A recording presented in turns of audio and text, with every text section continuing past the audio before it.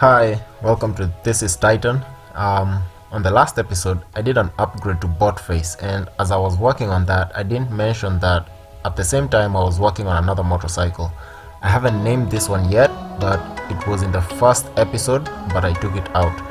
I worked on it for a couple of weeks in the living room, cutting metal, turning the apartment into a mini garage. You can watch me build this bike in the next episode of Titan. Just subscribe to the channel and hit that notification bell and check out or wait for the first solo build title, and you can catch me on that episode. But on this one, I'll be taking out this engine here and swapping it with mine since mine kind of broke down.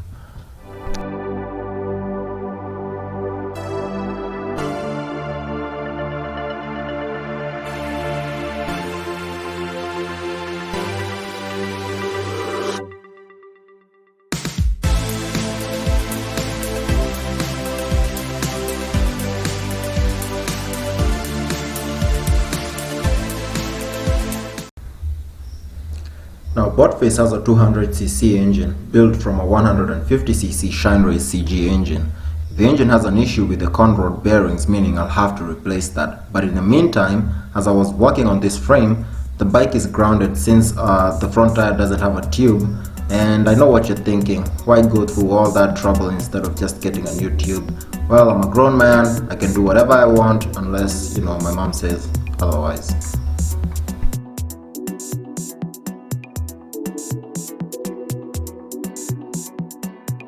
To remove the engine, I'll start by disassembling the seat and tank, which are conveniently held by one bolt, and once I take out the seat, the tank can be lifted and slid off after making sure the fuel line to the carburetor is disconnected, of course.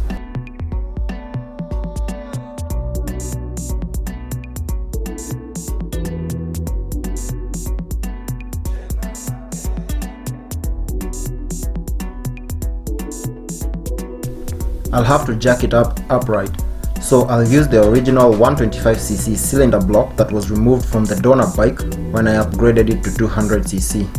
Kind of unorthodox, but it works.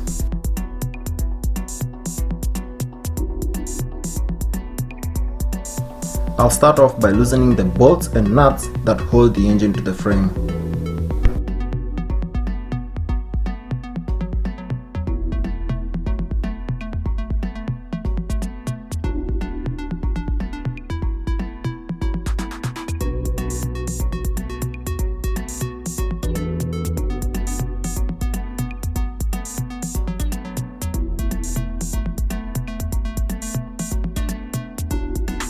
Bolts and nuts are loose, but it just hit me that I'll have to keep the magneto of the bike, and this is because if you look up here, the wires are all cut and taped up. But this isn't really an issue, but if you come to the donor bike over here, the magneto in this bike is completely brand new, and the cables are all uncut and very clean, and I just don't want to mess that up. So we're going to keep this here, and we're going to use that magneto.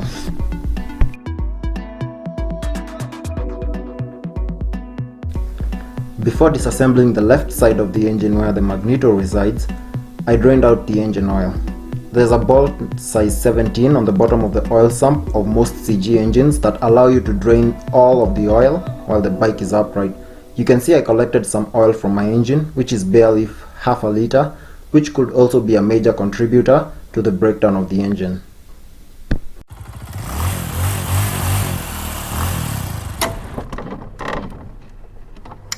Now, if your pull-out game is strong, you might want to be gentle when pulling out the magneto. It does feel firmly held by the magnet attached to the crankshaft, but don't be tempted to use a wedge or flat screwdriver to separate the magneto from the engine, because this could damage the engine casing, and those slight dents can cause oil leaks, especially without a gasket, and that's definitely going to be a problem.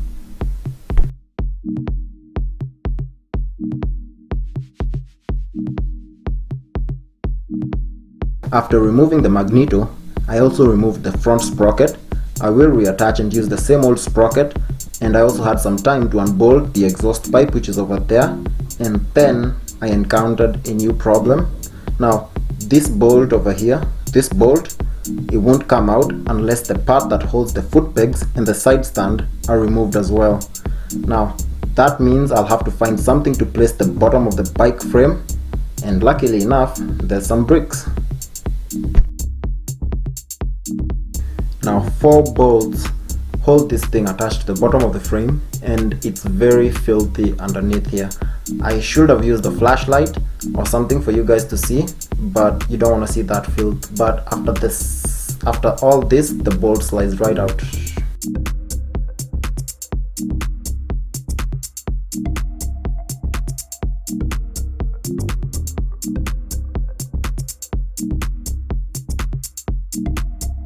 Up next, I decided to take out all the bolts to see if the engine could be removed.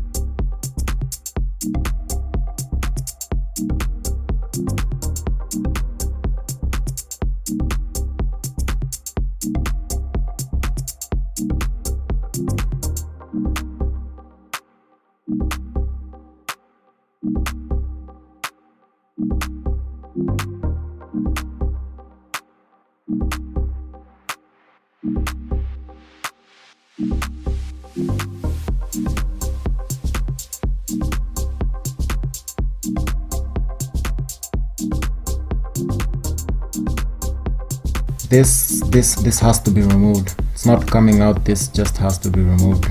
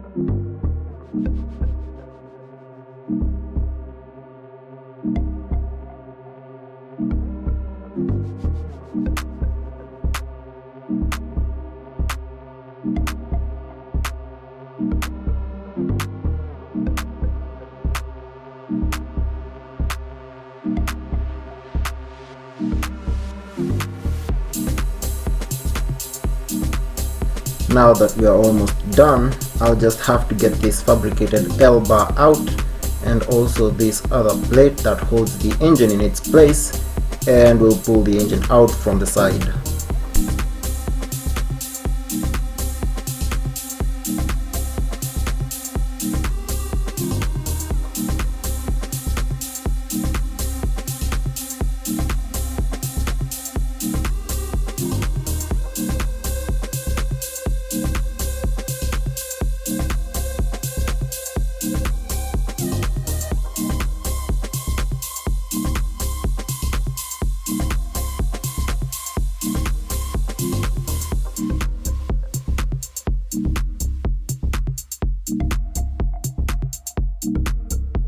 It was at this moment that I realized that I had not disconnected the ground wire that goes into the electric starter, and that wasn't so hard to do.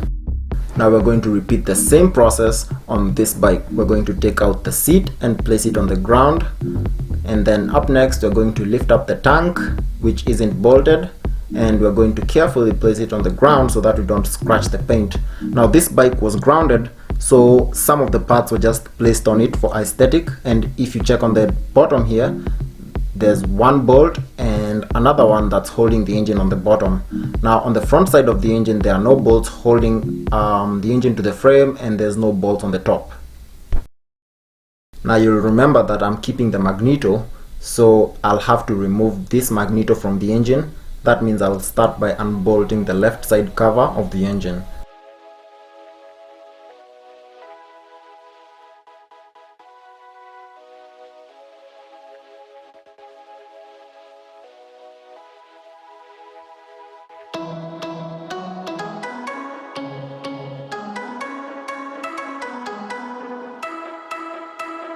Now I do need to mention that I had already drained the engine's oil, so there was nothing to drain prior to opening up the side cover of the engine. Once I had that out, I carefully placed the magneto away so I can start removing the two bolts that hold the engine in its place.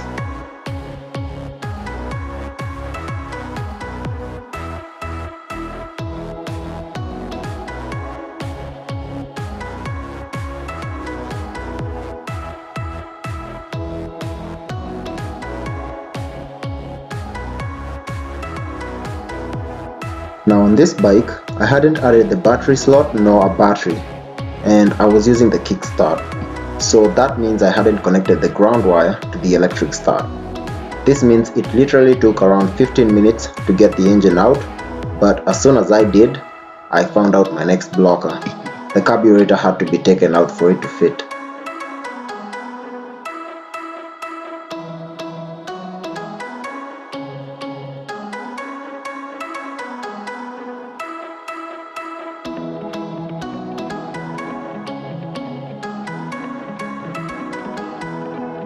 So off screen, I managed to bolt up the fabricated L bar over here and the front bolts here. I also managed to bolt up this, which holds the stand over here. And over here now you can see the other bike here does not have an engine.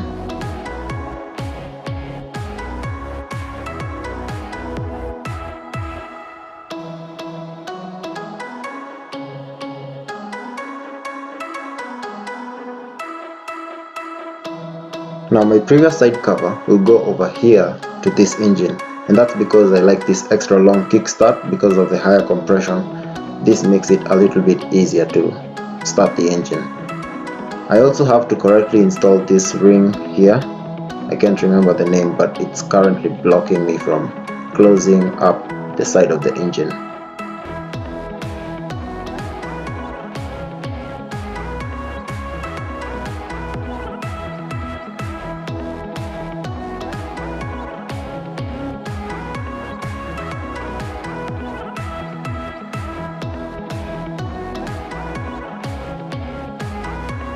With the carburetor firmly held in its place, I just had to connect the spark plug and then get the tank on the bike, and let's just see how it starts.